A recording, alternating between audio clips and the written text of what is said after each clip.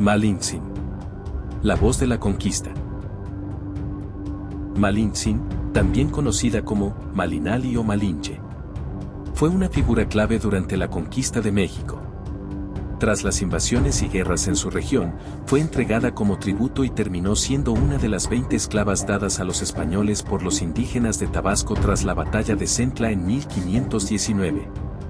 Malintzin hablaba náhuatl, su lengua materna, y maya yucateca, lo que le permitió convertirse en el puente de comunicación entre los conquistadores españoles y los indígenas, además de realizar tareas de diplomacia y espionaje. Cortés complementaba su equipo de traducción con Jerónimo de Aguilar, otro español que hablaba maya, lo que estableció una red de comunicación efectiva.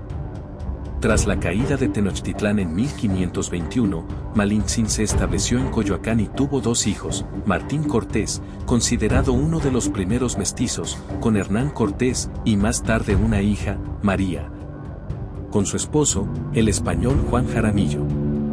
Para algunos, simboliza la traición, al haber colaborado con los invasores, mientras que otros la ven como una víctima atrapada en un choque cultural inevitable y una salvadora de sus propios pueblos al ofrecerles alianzas estratégicas.